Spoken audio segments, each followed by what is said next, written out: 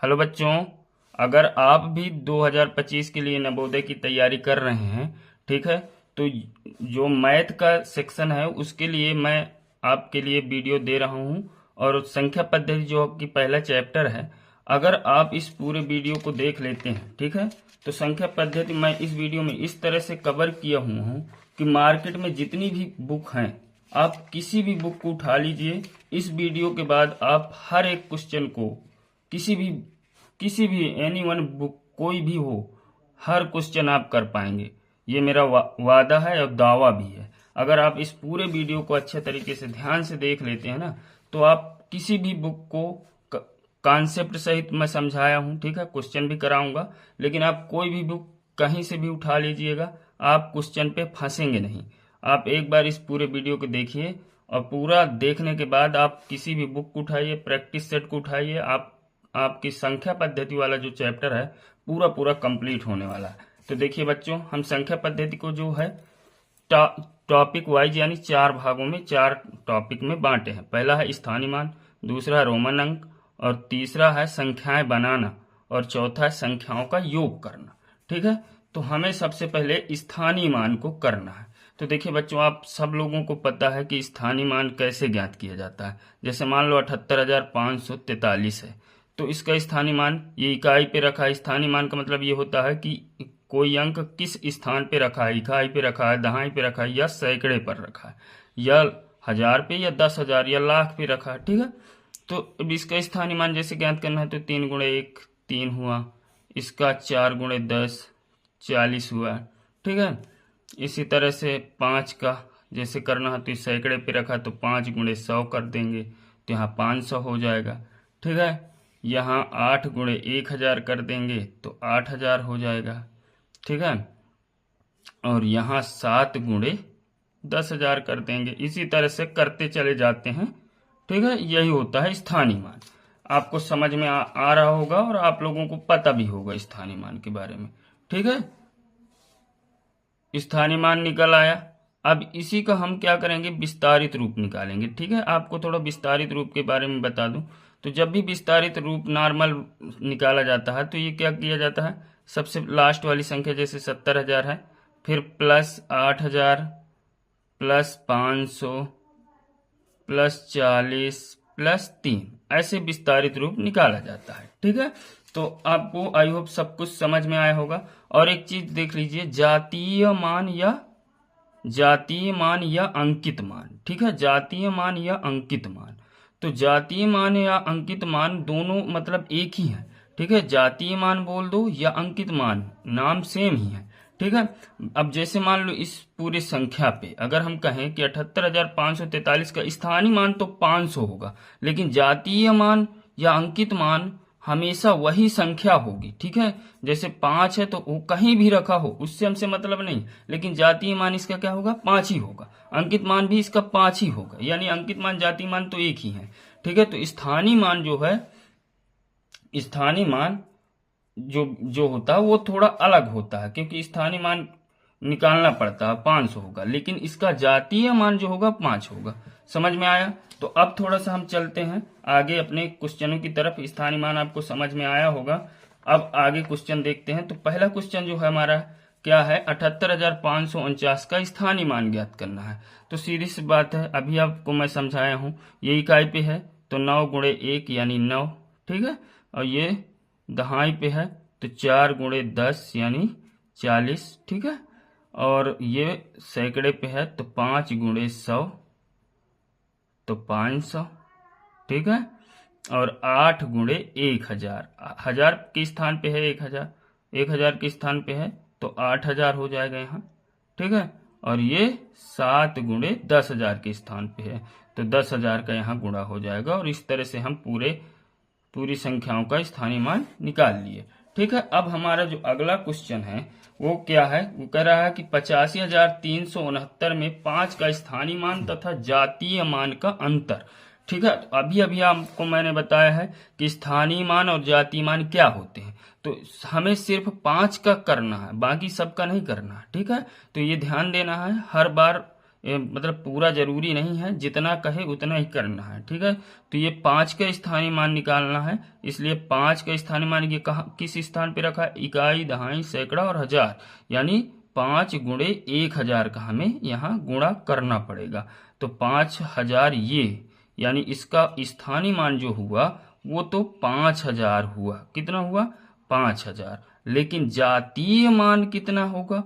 तो जातीय मान मैंने आपको बताया है कि कहीं भी रखा हो, किसी जगह पर रखा हो, हमेशा 5 है अगर तो 5 ही रहेगा, 8 है तो 8 ही रहेगा। वो किसी स्थान पे रखा हो ये मैटर नहीं करता। अब दोनों का हमें क्या करना है? अंतर करना है। तो 5000 बड़ा है, हमेशा बड़े वाले में से छोटा वाला घटाया जाता है, अंतर का मतलब होता है घटाव। ठीक है, तो यहाँ 5 बच गया, यहाँ 9 बच गया, यहाँ 9 बच गया, 4 बच गया, यानी 4995 इसका करेक्ट आंसर आ जाएगा। तो इस प्रकार के आपके जितने भी बुक में क्वेश्चन होंगे आप सॉल्व कर लेंगे। ठीक है, अब अगला क्वेश्चन देखिए, 78,053.47 का स्थानीय मान ज्ञात करना है। तो हम लोग बिना दशमलव वाले स्थानीय मान तो हमें आ रहे हैं, ठीक है, लेकिन आज मैं आपको दशमलव वाला स्थानीय मान बताता हूं कि किस तरह से आपको दशमलव वाला स्थानीय मान ज्ञात करना है। ठीक है, तो देखिए, इकाई दहाई की अगर हम बात करें तो इकाई दहाई हमारी यहां से स्टार्ट होती है, यानी दशमलव की जो ये इस साइड है जो संख्या है, ठीक है, ये यहाँ से इकाई दहाई स्टार्ट होती है, और दशमलव की इस साइड जो संख्या है ये यहाँ इकाई दहाई नहीं होता, यहाँ दशांश होता है, शतांश होता है, यानी 10वां, 100वां, 1000वां ऐसे चलता है। ठीक है, इकाई दहाई, सैकड़ा, ठीक है, और ये हजार। ठीक है, और इसे हम क्या बोलते हैं? 10वां या दशांश। ठीक है, और इसे क्या बोलेंगे? 100वां, फिर इसके आगे 1000वां, वहां लगाते चले जाते हैं। ठीक है, तो अगर हम इसका पूरे का स्थानीय मान निकालेंगे तो ये तो इकाई पे है, तो 3 गुणे 1 होगा, 3 हो जाएगा। ठीक है, और यहाँ 5 गुणे 10 होगा। ठीक है, इधर का तो सब लोग निकाल लेंगे, 50 होगा, और यहाँ 8 गुणे 100 होगा, तो क्या हो जाएगा? 800। ठीक है, और यहाँ 7 गुणे 1000 हो जाएगा, यानी 7000। ठीक है, तो इधर का हो गया।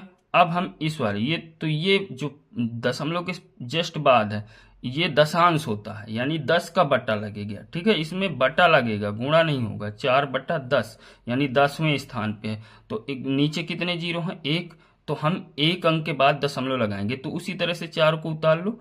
ठीक है, अब गिनो कि कितने, तो 1 अंक ये खुद है, तो इसी के आगे हम दशमलव लगा देंगे और 0 लगा देंगे, तो 0.4 होगा। अब 7 100वें स्थान पे है। ठीक है, जैसे बढ़ते जाएंगे वैसे 0 बढ़ा, यानी ये 10वें स्थान पे 100वें, फिर 1000वें, फिर 10,000वें। ठीक है, तो ऐसे चलते हैं।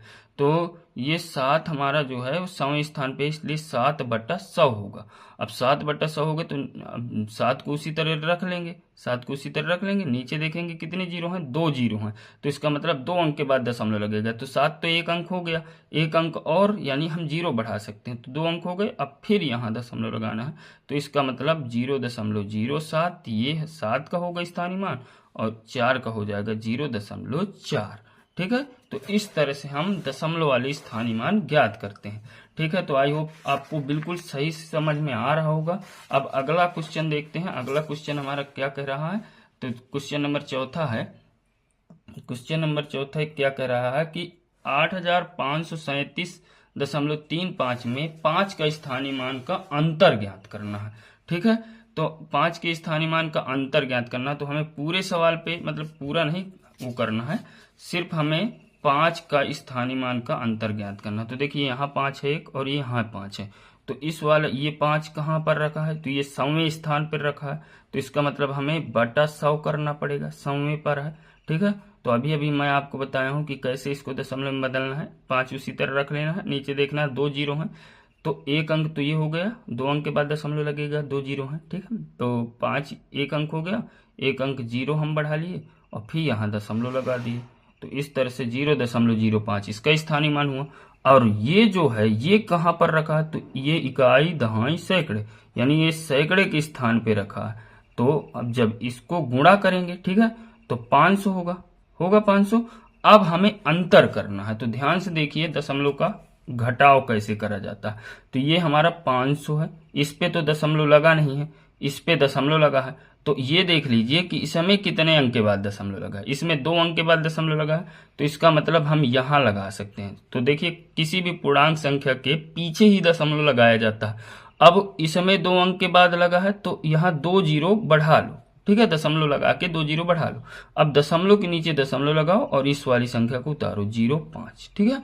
अब घटाना है, तो यहाँ से देखिए किसी मतलब घटेगा तो नहीं, तो 10 होगा, 10 में 5 गया, 5 बचा, यहाँ 9 बचा, यहाँ दशमलव ऐसे उतार लो, यहाँ भी 9 बचा, यहाँ भी 9 बचा और यहाँ 4 बचा, तो 499.95 ये हमारा राइट आंसर हो जाएगा। तो समझ में आया होगा। अगला सवाल देखते हैं। अगला क्वेश्चन, 73,454 का 10 के घात के रूप में विस्तारित रूप लिखो। तो ये भी बहुत इंपॉर्टेंट क्वेश्चन है, आपके कई किताबों में है, ठीक है, तो आप ध्यान से देख लीजिए। तो इसका हमें सबसे पहले क्या करना है, स्थानीय मान निकालना है। तो 4 गुणे 1 4 हो जाएगा, ठीक है। 5 गुणे 10 50 हो गया, ठीक है। और 4 गुणे 100 तो 400 हो गया, ठीक है, 400 हो गया। 3 गुणे 1000, ठीक है, तो 3 गुणे 1000 यानी 3000 हो गया। और 7 गुणे 10,000 यानी 7 गुणे 10,000 70,000 हो गया। अब हमें इसे विस्तारित रूप में लिखना है, वो भी 10 के घात के रूप में। तो देखिए बच्चों, मैं घात के बारे में आपको समझाऊंगा, लेकिन अभी आप सिर्फ इसको लिखना समझ लीजिए, विस्तारित रूप कैसे लिखा जाएगा 10 के घात के रूप में, ठीक है। आगे चलेंगे तो सब कुछ मिलेगा। आप लोग अगर ध्यान से पढ़ते हैं तो मैं ये दावा करता हूं कि आपको कोई नहीं रोक सकता एंट्रेंस एग्जाम पास करने में। मैं आपको इस चैनल के माध्यम से हिंदी की भी क्लास कराऊंगा, गणित की भी क्लास करा रहा हूं, ठीक है, और रीजनिंग बेहतर से बेहतर क्वेश्चन लाऊंगा आपके लिए, ठीक है। आपकी किताब की रीजनिंग नहीं इतना इम्पोर्टेंट है, आपके लिए बाहर से रीजनिंग उठा के लाऊंगा, ठीक है। ऐसे ही करके आप लोग बस थोड़ा सा सपोर्ट करिए, देखिए, ठीक है। और तो विस्तारित रूप जो है वो कैसे करना है, तो नीचे से करना है। तो देखिए 10 के घात के रूप में तो इतना हमें रख लेना है, 7 गुणे 10, ठीक है, रख लिए, इतना रख लेना। फिर उसके बाद 0 गिन लेना, 1 2 3 4, तो यहाँ घात होती है, यहाँ 4 लगा दो, प्लस इसमें आ जाओ तो 3 गुणे 10 उतार लेंगे, प्लस करना है, ठीक है। यहाँ 3 गुणे 10 उतार लिए। अब देखिए 1 2 3 0, तो 3 की घात लग जाएगी, प्लस यहाँ 4 गुणे 10 कर लो, 4 गुणे 10, ठीक है, ये वाला। अब 1 2 तो 2 की घात लग जाएगी, प्लस यहाँ 5 गुणे 10, ठीक है, 5 गुणे 10, और यहाँ 1 ही 0 है तो 1 की घात लग जाएगी, प्लस 4, कहीं कहीं 4 बस लिखा होता है, कहीं कहीं 4 गुणे 10 की घाते 0 भी लिखा होता है। तो इस तरह से हम 10 के घात के रूप में विस्तारित रूप लिखते हैं, ठीक है। अब चलते हैं, तो हमारा स्थानीय मान वाला जितने भी क्वेश्चन स्थानीय मान से बन सकते थे, मैंने आपको हर एक क्वेश्चन को कवर करा दिया है, ठीक है। अब चलते हैं रोमन अंक में। वीडियो बड़ी होगी लेकिन आपको संख्या पद्धति एकदम से खत्म हो जाएगी, आप किसी भी बुक से उठा के कोई भी क्वेश्चन कर सकते हैं। अब चलते हैं रोमन अंक। तो देखिए बच्चों, रोमन अंक में जिस तरह से हमारी संख्या भारतीय अंकन प्रणाली होती है, अंतरराष्ट्रीय अंकन प्रणाली होती है, उसमें टोटली अंक 10 होते हैं, 0 1 2 3 4 5 6 7 8 और 9। लेकिन रोमन अंक में कुल मिला के 7 अंक होते हैं। कितने अंक होते हैं? 7 अंक, ठीक है, 7 अंक। अब ये 7 अंक कौन कौन से होते हैं, तो इनको अच्छे तरीके से याद रखिए। आई होता है, V, X, L, C, D और एम होता है, ठीक है।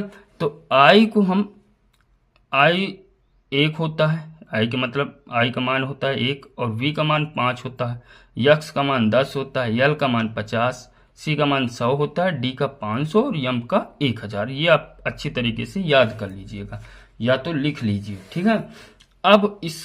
अब ये तो अंक हो गए, कुल मिला के 7 अंक होते हैं। इन्हीं 7 अंकों से हम हजारों तक की संख्याएं लिखते हैं रोमन अंक की, ठीक है। तो उसके लिए रोमन अंक लिखने के लिए कुछ नियम होते हैं। पहला नियम ये होता है कि किसी भी अंक को 3 बार से अधिक प्रयोग नहीं कर सकते हैं। यानी अगर हम आई का प्रयोग कर रहे हैं तो 1 आई लिख सकते हैं, डबल आई लिख सकते हैं और ट्रिपल आई लिख सकते हैं, 4 आई नहीं लिख सकते हैं, ठीक है। इसी तरह यक्स का अगर प्रयोग करेंगे तो 1 यक्स, 2 यक्स और 3 यक्स तक प्रयोग कर सकते हैं, चौथा यक्स नहीं प्रयोग करना है। ये पहला नियम है, ठीक है। और दूसरा नियम ये है कि किसी भी बड़े रोमन अंक के अगर बाएं ओर छोटा रोमन अंक लगाते हैं तो बड़े रोमन अंक में से छोटा रोमन अंक का मतलब होता है कि घट जाएगा। ठीक है, जैसे कि बी बड़ा है, आई छोटा है। अब देखिए बी के बाईं ओर आई लगा है तो इसका मतलब 5 में हमने एक घटाया है तो इसका क्या होगा 4। समझ में आया। जैसे ये यक्स बड़ा है, आई छोटा है, तो यक्स बड़ा है तो यानी कि इधर हम लगाए हैं पीछे साइड पे, बाएं साइड पे, तो इसका मतलब 10 में हम एक घटा रहे हैं, इसका मतलब ये 9 है। समझ में आया। अब तीसरा रूल ये है कि किसी बड़े रोमन अंक के दाएं ओर अगर हम छोटा रोमन अंक लगाते हैं, ठीक है, तो बड़े रोमन अंक में छोटा रोमन अंक जुड़ जाता है। जैसे कि देखिए वी में हम आगे लगाए हैं आई को यानी दाईं साइड, तो 5 में एक हम जोड़ रहे हैं तो 6 हो गया। यक्स के आगे हमने एक आई लगाया है तो 10 में एक जोड़ रहे हैं 11 हो गया। तो आई होप आपको समझ में आया होगा। इसी नियम से हम कुछ इंपॉर्टेंस यानी कुछ महत्वपूर्ण रोमन अंक हैं उन्हें हम करेंगे। ठीक है, तो देखिए उनका हम मान निकालेंगे। कैसे करना है तो ध्यान से सुनिए मेरी बात। ठीक है, अब देखिए ये है कुछ महत्वपूर्ण रोमन अंक है। अब जैसे 4 है, ठीक है, तो 4 में 4 आई तो कर नहीं सकते हैं तो वी होगा 5 लेंगे। ठीक है, 5 में से एक घटा देंगे तो 4 हो जाएगा। तो इस तरह से आई भी। अब 14 है तो देखिए 14 में पहले तो 10 का रख लीजिए, 10 हो गया। अब 10 और 4 और होना चाहिए तो 10 4 14 आगे की साइड पे। ठीक है, ऐसे बनाते हैं। 19 है तो 19 का हमें पता है ये 10 पहले तो 10 हो गया, फिर 9 का, तो देखिए 9 को हम 10 में से जब एक घटाएंगे तभी तो 9 बनेगा, तो आई एक्स होता है तो आई एक्स यहाँ रख देंगे, एक्स आई एक्स। ठीक है, इसी तरह 24 का तो डबल एक्स रखेंगे, 20 का हो गया, और फिर आई बी तो 20 4 24। इसी तरह 25 का तो डबल एक्स और वी। ठीक है, इसी तरह 29 का तो देखिए 29 का हम डबल एक्स, ये हो गया 20, फिर आई एक्स 9 का। ठीक है, 35 के लिए 3 एक्स यानी 3 एक्स का प्रयोग हम कर सकते हैं, 30 हो गया, और वी 5 35। 37 का 3 एक्स और वी डबल आई। ठीक है, तो इस तरह से 37 हो गया। 40 का देखिए तो 40 के लिए हम क्या करेंगे, 40 के लिए हमें क्या करना है कि 40 के लिए देखिए आप कहाँ चलेंगे, हम 40 के लिए हम यल पे चलेंगे। ठीक है, किस पे चलेंगे, यल पे। भाई 3 एक्स तक हम करेंगे, 3 एक्स तक 30 के लिए। अब 40 के लिए 4 एक्स तो करेंगे नहीं, तो हम किसके पास चलेंगे, यल के पास। अब यल हम रख दिए तो ये 50 है। अब 50 से 40 क्या होता है, 10 कम, तो कम के लिए हम किधर लगाएंगे, पीछे। ठीक है, तो इस तरह से 40 की हो जाएगी एक्स यल। ठीक है, क्योंकि हम यल में से हमें 10 घटाना पड़ेगा, और 10 घटाना है तो हमें बाईं ओर उसका प्रयोग करना पड़ेगा। ठीक है, तो अब हम कौन सा करना है हमें, अब हमें करना है 45 का। अब हमें पता है 40 का एक्स एल तो वी 45 हो गया। ठीक है, 48 का एक्स एल वी ट्रिपल आई। ठीक है, तो इस तरह से 48 हो गया। 50 का एल होता है, 52 का एल डबल आई होता है, 53 का एल ट्रिपल आई होता है। ठीक है, 60 का एल एक्स होता है। ठीक है, और 67 का हो जाएगा एल एक्स सर बी डबल आई। 90 का हो जाएगा सी, यानी 100 में हमें 10 घटाना है, एक्स सी। ठीक है, 98 का X C V triple I. तो आई होप रोमन अंक आपको आई होंगी, और आप 1 से 100 तक की रोमन अंक लिख सकते हैं अपनी तरफ से। ठीक है, अब चलते हैं तो दूसरा टॉपिक हमारा कंप्लीट होता है। दूसरा टॉपिक जो था, अब हमारा तीसरा टॉपिक है संख्याएं बनाना, और ये बहुत इंपॉर्टेंट टॉपिक है क्योंकि इससे बहुत सारे क्वेश्चन पूछे जाते हैं। सबसे ज्यादा इसी से क्वेश्चन बनाए जाते हैं और पूछे जाते हैं। तो सबसे पहले संख्याएं बनाने से पहले हम संख्याओं के बारे में समझेंगे कि संख्याएं, तो ये पहला क्वेश्चन है, पहला ये है कि प्राकृतिक संख्या किसे कहते हैं। तो प्राकृतिक संख्या जो भी गिनने वाली संख्याएं होती हैं। देखिए प्राकृतिक संख्या का मतलब ये होता है कि जो अपने आप मिल गई हों, प्रकृति द्वारा मिल गई हों। ठीक है, तो बोलचाल की भाषा में गिनने के लिए हम जिन संख्याओं का प्रयोग करते हैं उन्हें प्राकृतिक संख्या कहते हैं। जैसे 1 2 3 4 डैश अनंत तक। ठीक है, बहुत सारी जितनी भी हों, मतलब लास्ट तक जितने हम गिनती में यूज कर सकते हैं वो सभी क्या है, प्राकृतिक संख्या। पूर्ण संख्या, अगर हम जीरो को मिलाकर सभी प्राकृतिक संख्या पूर्ण संख्या कहलाती है। देखिए ये गिनने वाली संख्याएं होती हैं प्राकृतिक संख्या, लेकिन पूर्ण संख्या क्या है, पहले जीरो की खोज नहीं हुई थी, ठीक है, उसके बाद जब जीरो की खोज हुई तो उसको भी उसी के साथ शामिल कर दिया गया, तो फिर क्या बन गई, पूर्ण संख्या, ठीक है। और पूर्ण संख्या जीरो को मिलाकर जितनी भी प्राकृतिक संख्या होती हैं वो पूर्ण संख्या होती हैं, लेकिन इनका हम यूज गिनने पर नहीं कर सकते, क्योंकि अगर मान लीजिए आपके पास 4 पेन है, 1 2 3 4, अगर हम इन्हें प्राकृतिक संख्या में गिनेंगे तो 1 2 3 4, लेकिन अगर पूर्ण संख्या पे गिनेंगे तो 0 1 2 3, इसलिए कम हो जाएंगे। तो हम पूर्ण संख्याओं को गिनने पर प्रयोग नहीं करते हैं, ठीक है, समझ में आया। सम संख्या क्या है, सम संख्या जो संख्या 2 से कटती है उन्हें सम संख्या कहते हैं, ठीक है, जैसे 4 6 8 10। तो इस तरह से तो सम संख्या समझ में आया कि हर दूसरी चौथी सम संख्या होती है।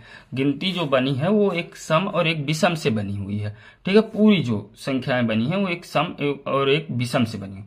लेकिन अगर हमें बड़ी संख्या कहीं मिल गई, मान लो ऐसे, ठीक है, और हमें पता करना है कि ये सम है कि नहीं है, तो बार बार हम 2 का भाग तो नहीं करेंगे, तो हमें क्या करना है, सिर्फ इकाई का अंक देखना है। ध्यान से देखिए, अगर इकाई के अंक पे 0 है, 2 है, 4 है, 6 है, 8 है, तो ये 2 से कटेगी, और जो 2 से कटेगी वो सम है, ठीक है, सम बनाएंगे। और अगर मान लो विषम है, जो विषम संख्या ज्ञात करना है, तो उनके अंत में क्या होगा, किसी भी संख्या के इकाई के अंक में 1 होगा, 3 होगा, 5 होगा और 7 होगा और 9 होगा, ठीक है। तो ये याद रखिएगा, अगर किसी भी बड़ी से बड़ी कोई भी बड़ी संख्या है, बड़ी हो या छोटी हो, ठीक है, उनके अंत में अगर 0 2 4 6 8 आता है तो सम होगी, और जो 1 3 5 7 9 अगर आए तो विषम होगी, ठीक है।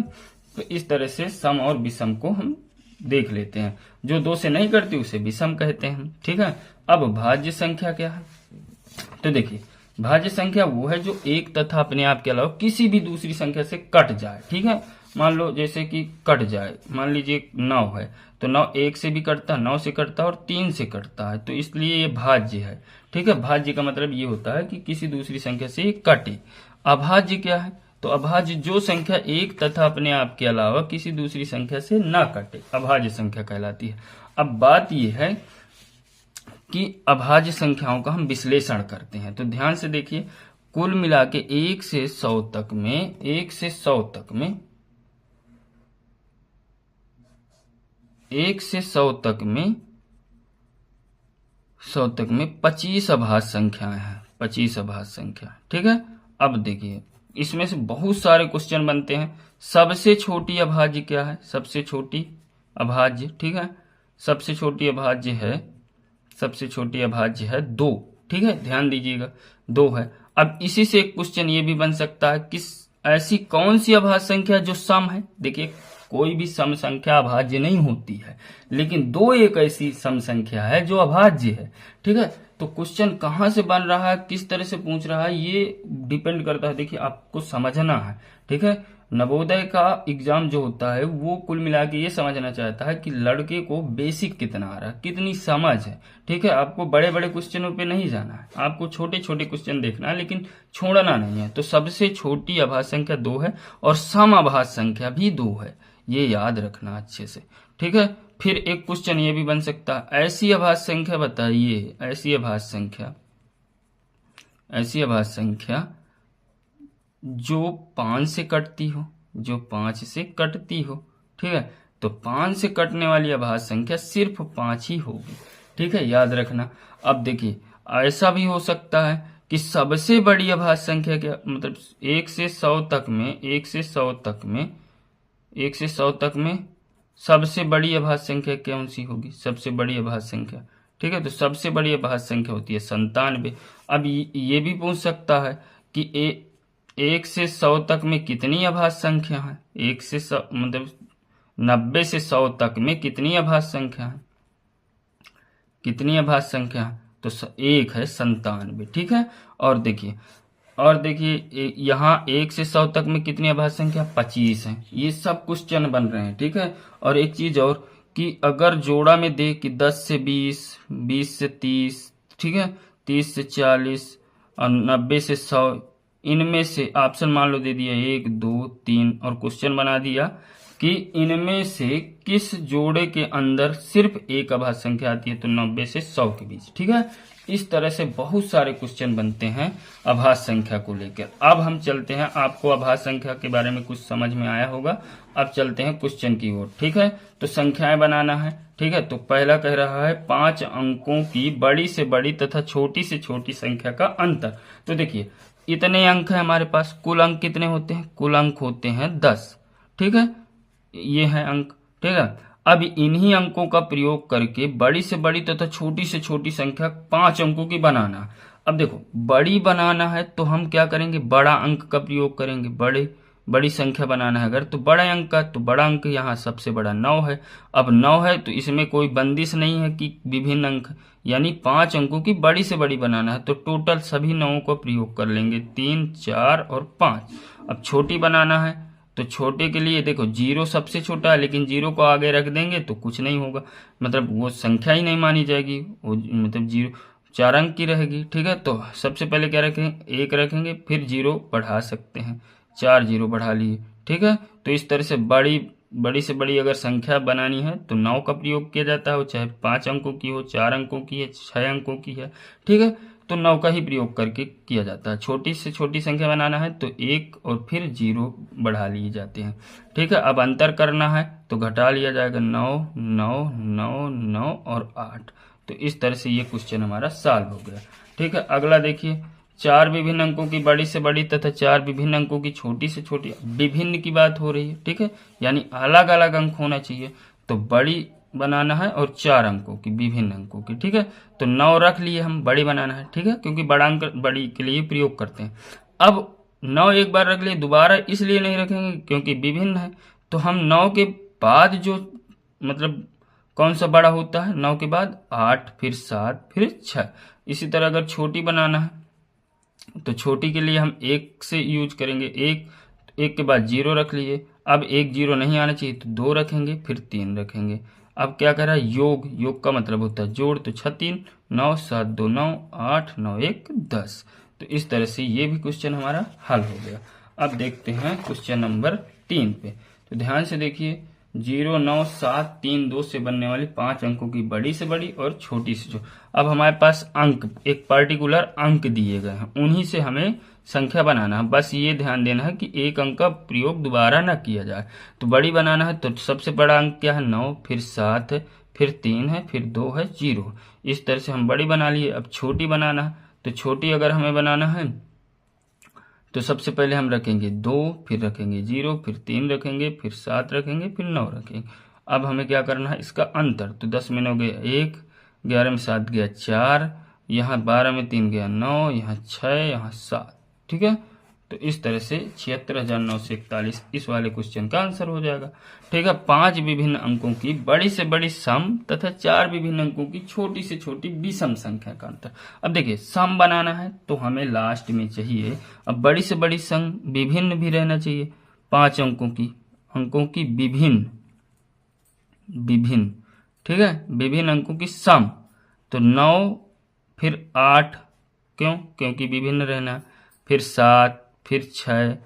ठीक है, अब 5 आएगा, लेकिन 5 इसलिए नहीं रखेंगे क्योंकि अगर हम 5 रख देंगे तो सम नहीं रहेगी, तो इसलिए 4 रखेंगे। ठीक है, अब 5 विभिन्न अंकों की छोटी से छोटी हमें विषम बनाना है, छोटी विषम। ठीक है, विषम, तो विषम अगर बनाना है तो हम 1 से स्टार्ट करेंगे, 1 0 2 3। अब क्या आ रहा, 4 आ रहा, लेकिन 4 अगर रख देंगे तो सम बन जाएगी, इसलिए 5 रखेंगे, विषम बनाना है। ठीक है, अब देखिए अंतर करना है तो 14 में 5 गया 9, यहाँ बचा 5 में 3 गया 2, 5 8 8, तो 88,529 ये हुआ हमारा। तो आई होप बिल्कुल आपको संख्याओं को बनाना सीख गए होंगे। ठीक है, और एक क्वेश्चन होता है कि 5 अंकों की कुल कितनी संख्या लिखी जा सकती है, 5 अंकों की कुल कितनी संख्या लिखी जा सकती है।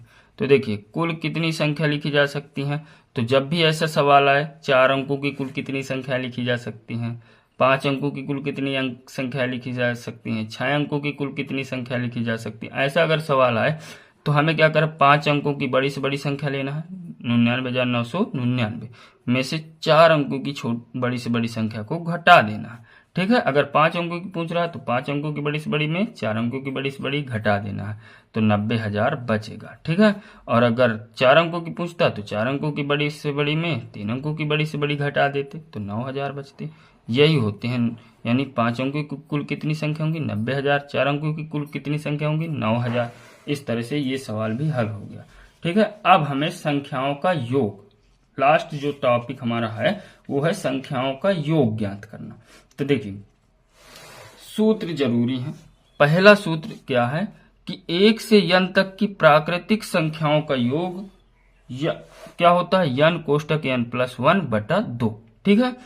1 से n तक की प्राकृतिक संख्या कहे, धन पूर्णांक संख्या कहे या संख्या बस कहे तो n कोष्टक n+1/2 होता है, याद रखिएगा। अगर 1 से n तक की सम संख्याओं का योग कहे, सम संख्याओं का, तो n कोष्टक n+1, और 1 से n तक की विषम संख्याओं का योग कहे तो n गुणे n। ये सूत्र आप लिख सकते हैं। ठीक है। अगर तो अब हमारा जो पहला क्वेश्चन है 1 से 48 तक की संख्याओं का योग, सिर्फ संख्याओं का कहा है, तो सूत्र कौन सा लगेगा n कोष्टक n+1/2। ठीक है। यही सूत्र लगेगा। अब n क्या होगा, तो n ये वाली संख्या होती है, इस डायरेक्टली n बराबर क्या हो जाएगा 48, और इस पे रखेंगे तो ध्यान से रखेंगे। देखिए पहले n आया तो n की जगह हमें क्या रखना 48, फिर कोष्टक बना लेना, फिर 48, फिर +1/2।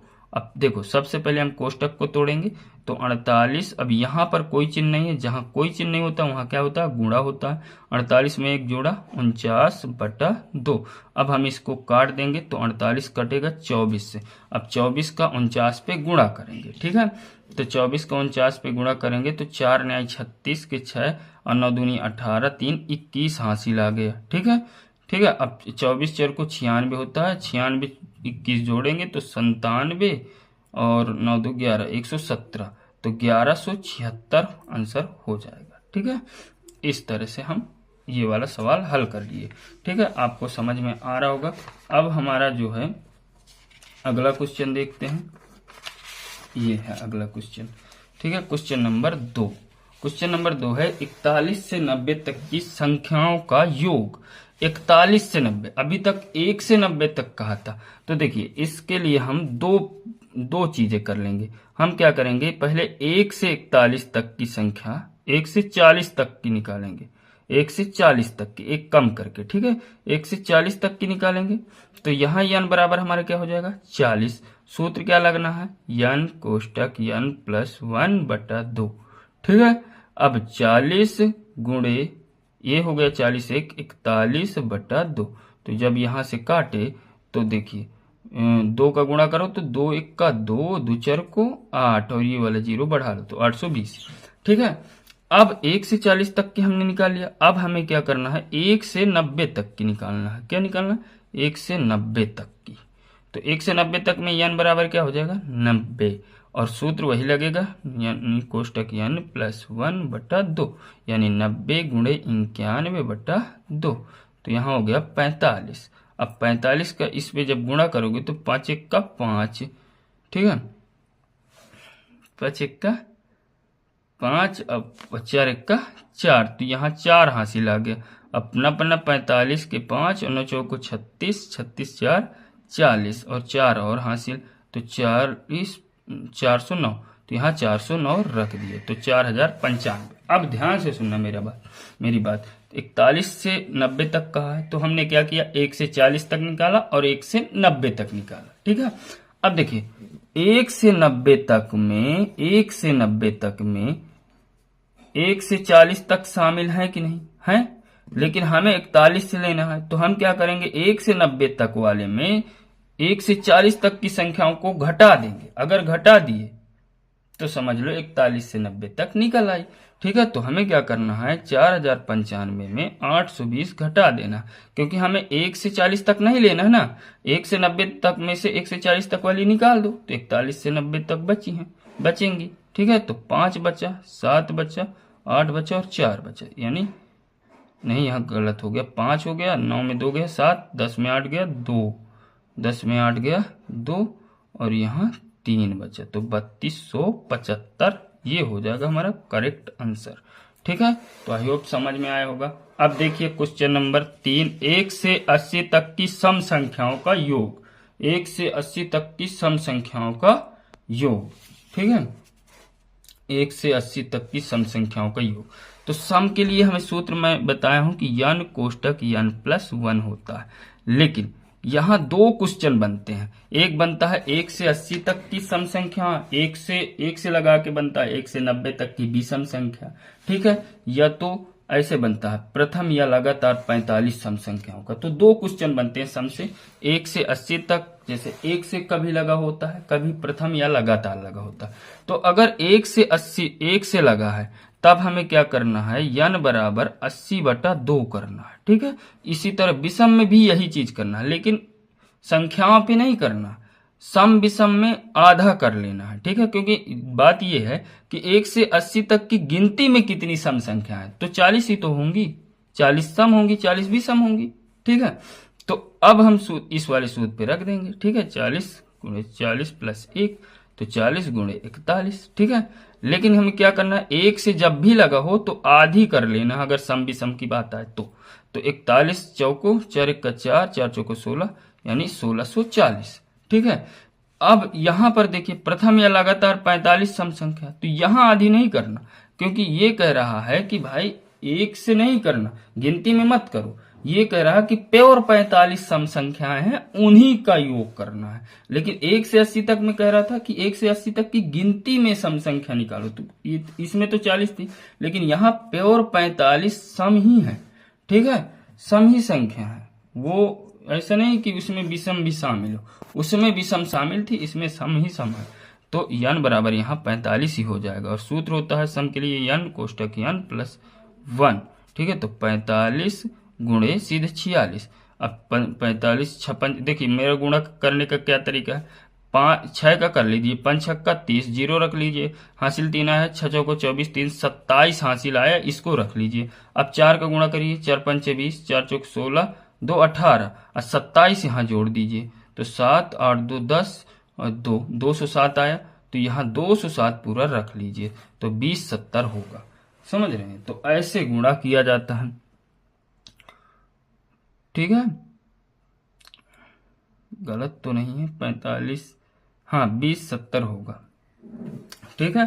अब देखिए 1 से 90 तक की विषम संख्या, तो इसमें विषम आया, चाहे सम आए चाहे विषम आए, 1 से 90 तक में विषम कितनी होंगी बताइए, तो n बराबर यहाँ हो जाएंगे 90/2, यानी 45 विषम होंगी। जब भी 1 की बात आए सम विषम में तो आधा कर लिया जाता है।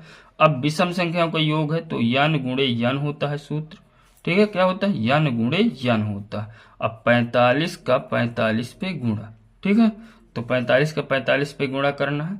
तो ध्यान से सुनिए, मैं फिर से कर रहा हूं, इस 5 का करिए 5 5 25, ठीक है, 5 5 25 हम रख लिए, 5 5 25 के 5 हासिल आए 2, और 5 चौको 20 और 2 वाला हासिल, तो 22 हासिल हो गया, छोड़ दीजिए। अब 4 का गुणा करिए, 5 का हमने कर लिया है, अब 4 का, तो 4 5 20 के 0, और 4 चौको 16, 2 18, और ये वाला 22 जोड़ दीजिए इसमें, तो 2 8 2 10 और 1 1 2, तो 202 आया, 202 यहाँ रख दीजिए, तो 2025 इसका आंसर हो जाएगा। तो गुणा की भी ट्रिक आपको अच्छी लगी होगी। इसी तरह से बहुत सारे ट्रिक्स हैं, जोड़ घटाव गुणा भाग की। अगर अब आप कोई भी बुक उठाइए, कोई भी बुक, अगर ये क्वेश्चन आप ध्यान से किए होंगे ना, तो मुझे पूरा विश्वास है कि आप किसी भी क्वेश्चन की संख्या पद्धति के हर एक सवाल को, चाहे वो प्रैक्टिस सेट हो, चाहे प्रीवियस ईयर के पेपर हो, कहीं से भी कोई भी क्वेश्चन आएगा ना, आप नहीं छोड़ सकते हैं इसे, ठीक है। तो अगर आपको ये वीडियो पसंद आया हो, अच्छा लगा हो, ठीक है, तो ये चैप्टर पूरा संख्या पद्धति का पूरा निचोड़ था एक तरह से, ठीक है। तो आप मतलब इस चैनल को थोड़ा सब्सक्राइब कर लीजिए, लाइक भी कर दीजिए वीडियो। अगला चैप्टर पूर्ण संख्याओं पर आधारित क्वेश्चन है, इसी तरह से पूरा कॉन्सेप्ट सहित मैं लाऊंगा, और आप अपने प्रैक्टिस बुक से हल करिए, देखिए कितना आपको फायदा हो रहा है, ठीक है। तो चलिए मिलते हैं अगले वीडियो में। जय हिंद, थैंक्स।